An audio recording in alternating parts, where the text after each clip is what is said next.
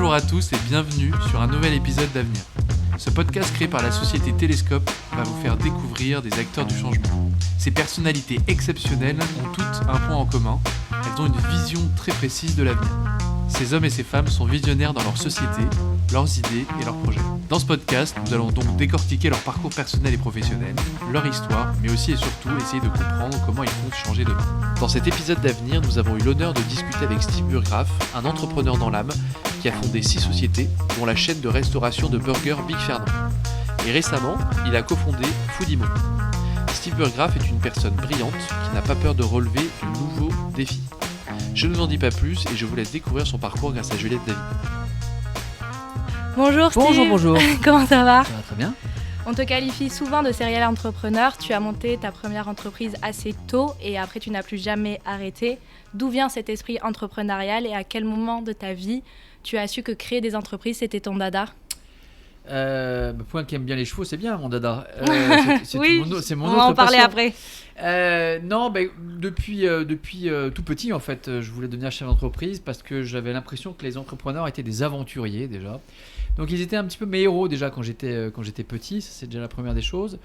Et puis il y a ce sentiment de liberté que j'aime dans l'entrepreneuriat et je pense que je l'aimais déjà tout petit. Donc je voulais devenir chef d'entreprise. C'était pour moi un style de vie plus qu'un boulot. Donc mes lectures à 10 ans c'était la vie française. J'avais un écran pour suivre la bourse à l'époque sur ma télé. Si tu veux, ça, sur la télé. Oui, 97, ça me rajeunit pas, donc je ne suis pas tout jeune. Mais en tout cas, de ma plus tendre enfance, je me souviens déjà avoir aimé le commerce, échanger des choses, gagner de l'argent, et puis vouloir réaliser ses rêves. C'est aussi ça, être entrepreneur, c'est vouloir réaliser ses rêves. Et c'est sympa de se dire qu'une petite idée dans la tête peut devenir un projet une entreprise après, des hommes autour. Donc c'est toujours sympa. Donc depuis tout petit, je veux devenir entrepreneur. Voilà, dernière petite chose, j'aime pas trop le terme de serial entrepreneur parce que je trouve que c'est des termes un petit peu tarte à la crème. Et je trouve qu'en ce moment, dans le business, on se sert de beaucoup de mots à tort et à travers qui reviennent de manière systématique et qui sont tous tarte à la crème. Donc serial entrepreneur, ça en fait partie, mais c'est une réalité en tout cas, si je dois reprendre cet anglicisme. C'est vrai que j'ai créé des entreprises à répétition parce que je ne sais faire que ça, tout simplement. Donc pour apprendre à te connaître un peu plus, on va commencer par ton enfance, ton parcours scolaire et ton parcours professionnel. On va revenir encore plus loin, j'ai l'impression, dans mon enfance que 97. Est-ce que tu peux te présenter, d'où tu viens et quelle était ta passion quand tu étais plus jeune ou ton rêve? Alors d'abord, je suis né en Alsace, donc je suis un provincial et je le revendique. J'aime bien le côté terre-à-terre des provinciaux. Je trouve que le concret ça aide toujours dans la vie et j'aime bien ces racines. Alors cela dit, je suis un provincial un petit peu déraciné puisque depuis l'âge de 6 ans je vis à Paris, donc la réalité c'est bien malheureux, mais je suis plus parisien que provincial, mais je revendique en tout cas ses origines. Et pour revenir à mes passions de petit, une de mes passions c'était déjà la vie des affaires. Donc je lisais des biographies de chefs d'entreprise, je lisais les petits papiers dans la presse économique, je lisais déjà à l'époque les pages saumon du Figaro, que je trouvais évidemment très, très instructives et sympas. Et puis après j'avais d'autres passions qui étaient des passions d'enfants aussi, dont les chevaux déjà quand j'étais petit. Mais voilà, en tout cas, la passion pour les chefs d'entreprise était déjà existante quand j'étais petit. Que dirais-tu aujourd'hui au petit Steve?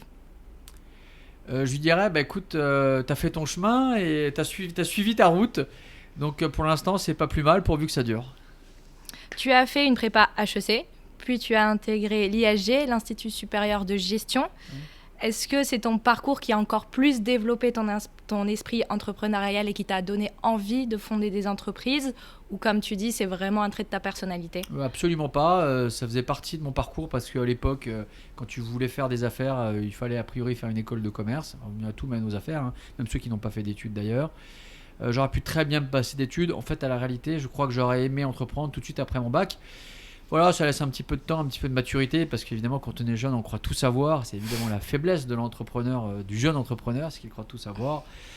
Un petit peu débordé par son énergie. Donc j'en avais déjà beaucoup à 22. Je pense qu'à 18, j'aurais été tout fou. Donc c'était 3-4 ans de temporisation qui m'ont fait du bien. Après, est-ce que j'ai appris beaucoup de choses dans l'école de commerce en question ou ma prépa qui m'ont servi après, à part écrire et parler correctement? Pas forcément. Pas grand-chose. Je savais déjà lire un bilan, je sais pas, quand j'avais 13 ou 14 ans. Donc j'avais déjà un petit peu d'avance sur le sujet. Donc l'aventure débute avec l'entreprise Les Compagnons du Terroir qui faisait de la restauration rapide livrée au bureau. Comment as-tu récolté le capital nécessaire pour fonder ta première entreprise ? Comment est venu le concept et comment cette expérience s'est-elle passée ? Alors j'ai travaillé déjà pendant 6 mois donc, pour une agence de pub, et ces 6 mois m'ont permis de collecter de l'argent qui était mon capital de départ simplement. Donc j'ai commencé avec pas grand-chose, et ceci explique en cela. C'est pour ça que j'ai démarré aussi avec une entreprise que de livraison à l'époque, tout simplement parce que j'avais pas les moyens d'ouvrir quelque chose de visible, donc j'étais obligé d'être caché.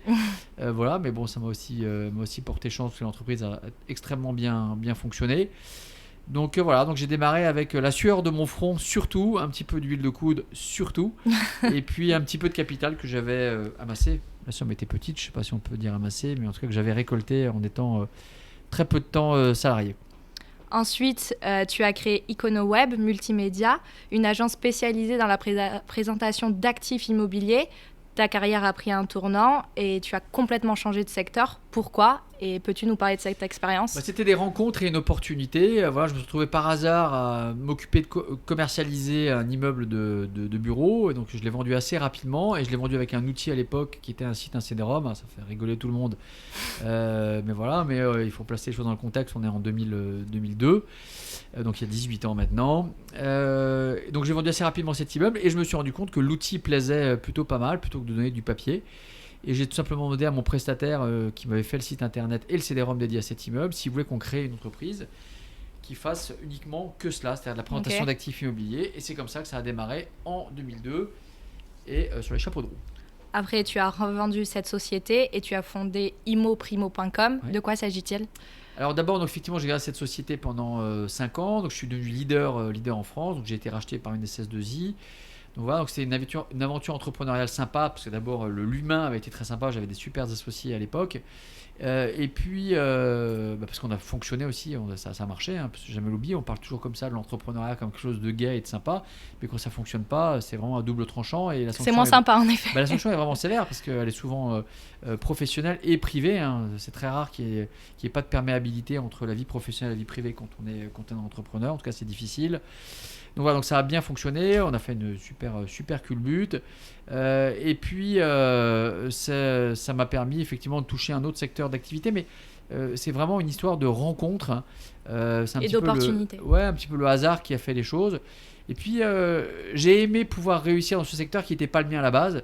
Il faut savoir que je n'ai jamais eu d'ordinateur, donc réussir dans ce secteur d'activité sans ordi, c'était plutôt sympa. Bon, j'en fais pas une marque de fabrique, mais bon, en tout cas, c'est un fait. Et voilà, c'est comme ça que je me suis retrouvé à créer cette boîte. Donc effectivement, dans la foulée, donc je monte une autre société qui s'appelle immoprimo.com, qui elle commercialise, fait de l'immobilier de bureaux, des commerces, des entrepôts, des plateformes logistiques, des centres commerciaux, sans intermédiaire. En fait, j'avais monté le PAP, mais dédié uniquement aux bureaux, aux commerces, aux entrepôts, en allant chercher ces gros immeubles chez des institutionnels. Donc voilà, donc c'était assez original à l'époque. Et j'ai fait ça pendant 3 ans. J'ai levé de l'argent, c'est la première fois que j'ai levé de l'argent, mais ça ne m'a pas porté chance car l'entreprise n'a pas fonctionné. Voilà, on progressait chaque année, mais ça restait lilliputien au bout de 3 ans.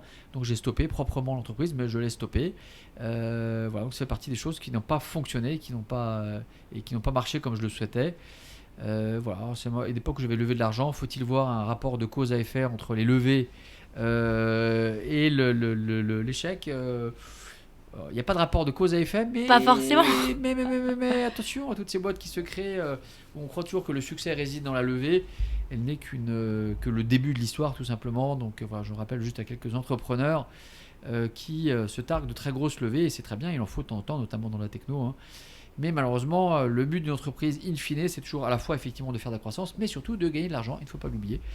Donc voilà, en tout cas, voilà, ça n'a pas fonctionné, et j'ai fait ça pendant 3 ans, j'ai fait ça de 2009 en 2011, donc pendant 2-3 ans jusqu'en 2012, et c'est là à l'époque où je crée Big Fernand. Tu veux peut-être qu'on en parle? Oui, bien sûr.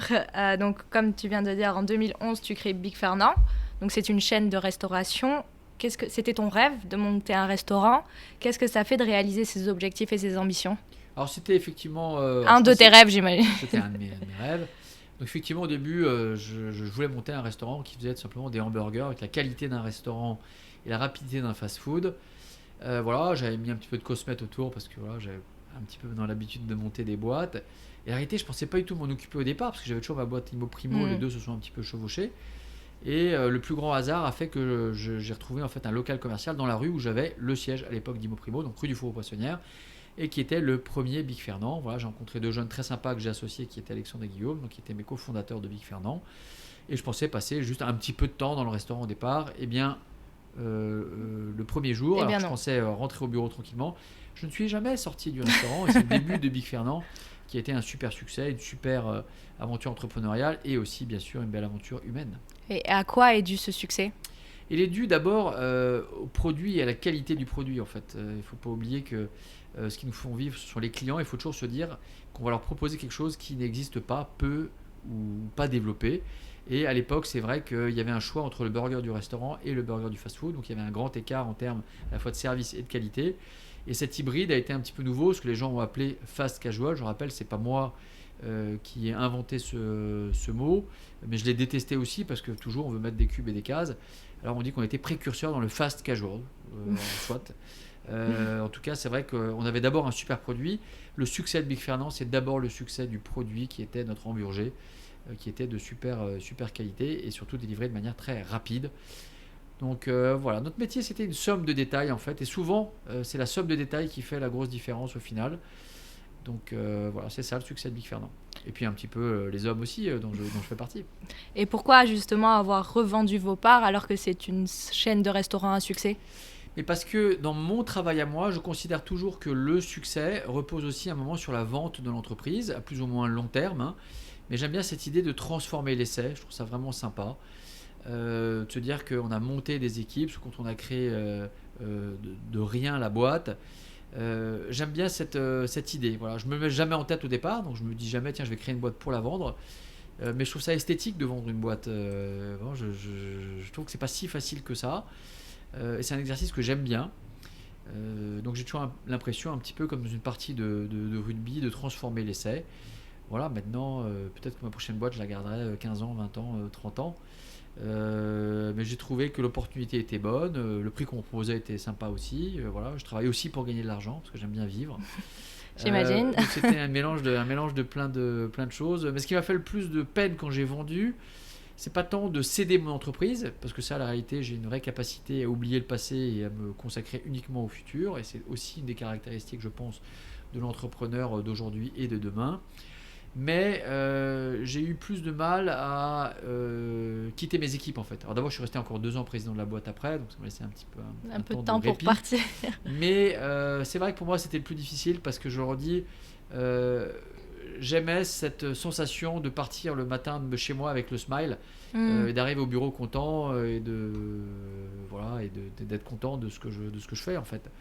Donc voilà, donc ça a été un vrai plaisir de fonder la boîte et de la diriger pendant 5 ans. Voilà, mais transformer l'essai, c'est sympa aussi. J'imagine que trouver un bon emplacement pour tes restaurants, c'était pas une tâche facile. Est-ce que c'est à ce moment-là que tu t'es rendu compte qu'il y avait un besoin à combler et que tu as décidé de cofonder Foodimo ? Oui, alors effectivement, dans le commerce, on ne fait jamais on ne passe jamais à côté des bons emplacements. Hein. Vraiment, c'est techniquement pas possible. Hein. On voit tous ceux qui sont leaders dans le retail dans le monde, que ce soit de la restauration, que ce soit des fringues.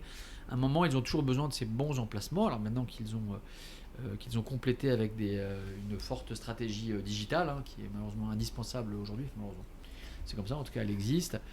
Et là, pour le coup, on est bien parti pour que ça continue à perdurer. Et pire encore, ça va évidemment faire souffrir le commerce physique de manière importante.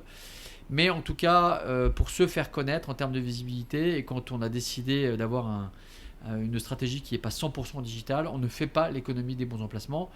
Et effectivement, quand on a créé Foodimo avec mes associés, c'était l'idée de se dire que les restaurateurs ne feront pas l'économie des bons emplacements et qu'on va les aider à trouver, puisqu'en fait on est tous issus de la restauration chez Foodimo. Donc voilà, c'est comme ça qu'est né Foodimo, qui est une agence qui est spécialisée dans la transaction de CHR, donc le terme technique qui veut dire café, hôtel, restaurant. Et je crois aussi beaucoup aux acteurs spécialisés.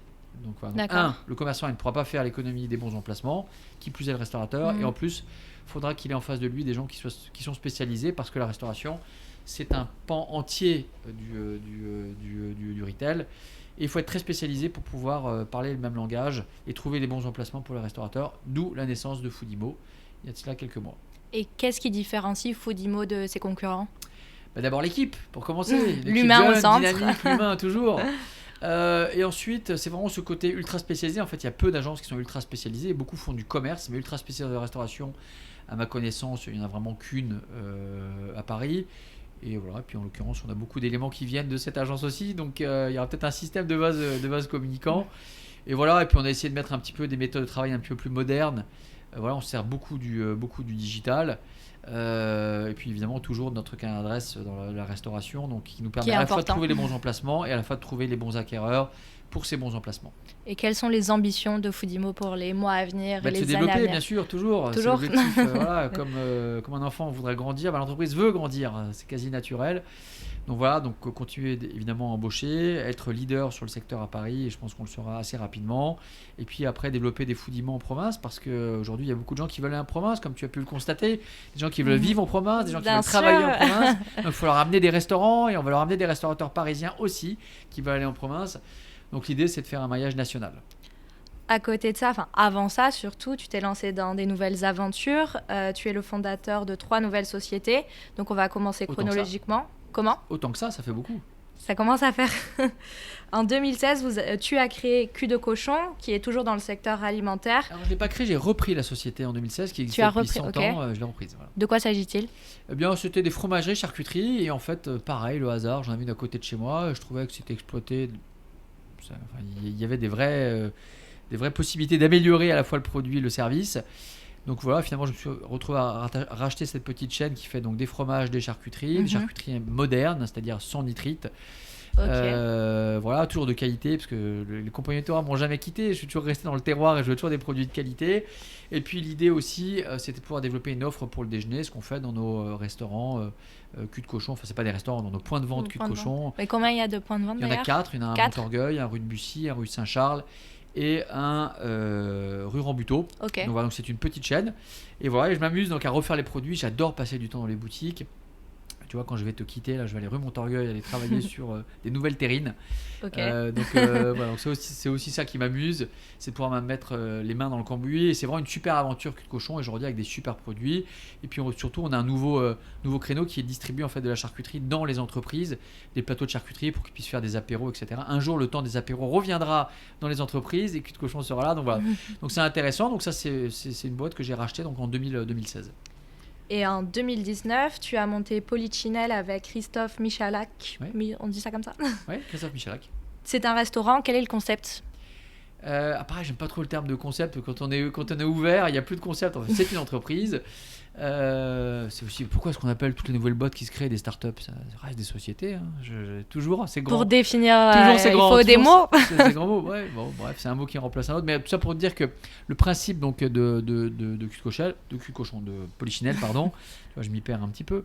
En fait, c'est un restaurant sans viande, sans poisson. J'aime pas dire végétarien, mais sans viande, sans poisson. Mais dont le positionnement est un positionnement très gourmand. En fait, je me suis rendu compte que dans les restaurants végétariens, souvent on avait l'impression de faire un geste un petit peu citoyen, parce qu'un petit peu écolo, et puis très bon pour la santé. Je pense en fait qu'il manquait un petit peu de gourmand. Donc l'idée, c'est vraiment un restaurant sans viande, sans poisson, qu'on a monté avec Christophe, qui a pour but de développer cette cuisine, mais de manière gourmande. Donc chez nous, il y a du gras, du sucre, lactose, gluten.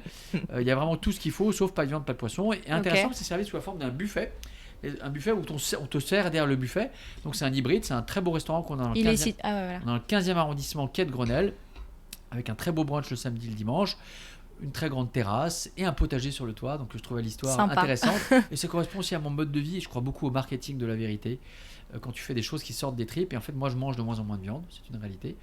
Mais je voulais toujours manger de manière gourmande, donc je trouve que Polichinelle, c'était un petit peu nouveau de ce côté-là, et c'est un restaurant qui a très bien démarré. Et puis évidemment avec les desserts du beau Christophe, champion du monde, je le répète, de pâtisserie quand même, c'est quand même pas rien. Pas négligeable. Et puis très connu comme étant à l'époque le chef pâtissier du Plaza Athénée.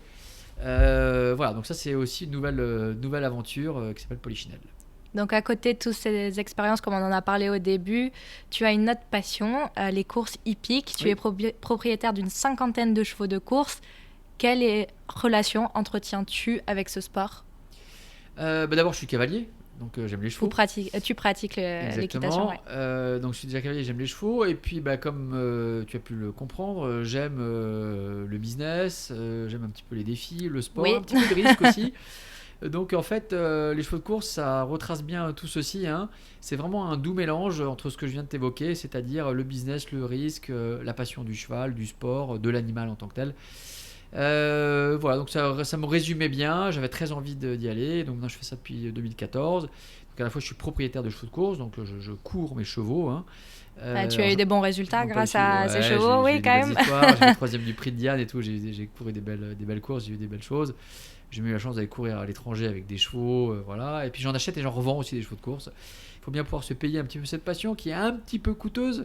Donc, un petit peu cher, oui. Donc voilà, j'ai décidé aussi d'en faire un business, donc j'en achète et j'en revends aussi des chevaux. Voilà. Mais il y a du business partout. Oui, puisque c'est ma passion. Donc c'est sympa de foutre de la passion partout. Donc pour parler un peu de l'avenir, quelle est ta vision de l'immobilier commercial au vu de la situation actuelle dans les mois et les années à venir ? Alors je pense qu'il est déjà très fluctuant en fonction des villes. Je crois que Paris va quand même être très impacté. D'abord, il faut savoir que naturellement, Paris perdait des habitants depuis déjà longtemps, à peu près 15 000 habitants par an. Le phénomène va très certainement un petit peu s'accentuer. Or, le nombre de commerces, le nombre de restaurants, lui, n'a pas beaucoup bougé. Hein, peut-être qu'ils vont fermer. Mais très clairement, je pense que le retail va être très affecté dans Paris. Voilà, les emplacements numéro 1 resteront des emplacements numéro 1. Mais de manière globale, que ce soit la perte d'habitants dans Paris, que ce soit l'essor du commerce quand même digital qui a quand même pris le pas sur beaucoup d'activités, je crois malheureusement que le commerce physique va être malmené à Paris. Voilà, on commence déjà à avoir beaucoup de rues qui étaient des rues très commerçantes avec beaucoup de locaux vacants, hein, et ça c'est un signe quand même. Voilà, que la province, je pense, sera un petit peu moins affectée, parce qu'il y a quand même des gens qui ont quitté Paris, c'est une réalité, hein, grâce à cette cassure qui s'appelle le télétravail. Ils ont des nouvelles attentes. Oui, alors après, bon, c'était le Canada il y a 15 ans, tout le monde veut partir au Canada, donc tout le monde veut partir à Bordeaux, je rigole bien quand même. On croit toujours que l'herbe est plus verte ailleurs, mais en tout cas, c'est une réalité, le télétravail permet à des gens aujourd'hui de vivre dans des espaces avec plus d'air pur, plus grand, et la province le permet, et le télétravail permet aussi maintenant l'installation en province. C'est une vraie cassure quand même qu'on vit aujourd'hui. Hein.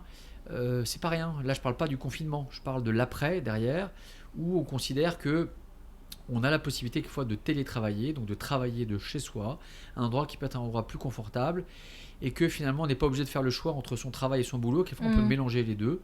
Et c'est vrai que le télétravail correspond aussi assez bien à cela. Donc, je pense que Paris va souffrir. Je suis assez inquiet pour Paris, pour être très, très honnête. Quels sont tes projets futurs ? La création d'une nouvelle société peut-être ? Déjà j'en ai beaucoup, donc on va déjà faire tourner tout ça. Hein. Voilà, c'est pas tout de créer des choses. Voilà, j'ai quelques projets dans les cartons, mais qui ne sont pas encore concrets. Donc peut-être à l'occasion d'un nouvel interview, peut-être pour parler de mon activité. Je pourrais revenir toutes les 2 semaines. J'ai toujours des choses à raconter, hein. Pas toujours intéressantes, mais j'ai toujours des choses à raconter. En tout cas, je suis bavard, comme tu peux le constater. Oui. Mais en tout cas, oui, non, j'ai d'autres projets, mais voilà, j'essaye surtout aujourd'hui de me consacrer à l'essentiel, à mes projets, c'est-à-dire Foodimo, qui me prend pas mal de temps, Polichinelle évidemment mon restaurant, et puis ma chaîne de restaurant cul de cochon, voilà, ça met quand même pas mal de temps tout ça, donc on va déjà faire tourner tout ça et ça prend déjà beaucoup de temps. Quel conseil donnerais-tu à un jeune qui entre sur le marché du travail ? Un marché du travail ou de l'entrepreneuriat ? On peut faire les deux. Alors on ne peut pas faire les deux, ça c'est faux. On est soit entrepreneur, soit on est salarié. Celui qui croit qu'il peut rester dans son entreprise en même temps qu'il est entrepreneur, ça c'est le mirage de l'auto-entrepreneuriat, mais à la réalité ça n'existe pas. Quand on est entrepreneur à 100%. On prend 100%. On peut à côté de son travail monter quelque chose qui est plus personnel. Mais à la réalité, les chances de succès quand tu ne te consacres pas à 100% à ton entreprise, c'est déjà très difficile d'avoir une entreprise qui fonctionne, qui gagne de l'argent. Si tu ne consacres pas 100% de ton temps, tes chances sont vraiment infimes. Tout est possible, il y a toujours des exceptions qui font la règle. Donc on est soit salarié, soit entrepreneur. Ça, j'en suis convaincu. Voilà. Après, le conseil que je donnerais, c'est faites des choses qui vous plaisent. C'est-à-dire, ne faites pas les choses pour les autres, ne faites pas les choses pour la société, ne faites pas les choses pour vos parents. Faites des choses pour vous, parce que lorsque ça sort des tripes, il y a une telle énergie qui sort des tripes qu'on est capable de renverser des montagnes, soit comme salarié, de gravir les échelons vitesse grand V et de devenir un super salarié, et il n'y a pas de honte. Hein. Être entrepreneur, c'est pas une qualité, hein. C'est juste un job.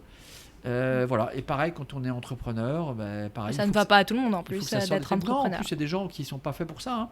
Et je leur dis, ça ne fait pas d'eux des mauvaises personnes, il faut bien au contraire. Donc voilà, donc il ne faut jamais se travestir en fait, car chasser le naturel, il revient toujours au galop. On est toujours rattrapé par qui on est en fait. Et voilà, donc c'est mon conseil un petit peu large, mais je crois que c'est un bon conseil.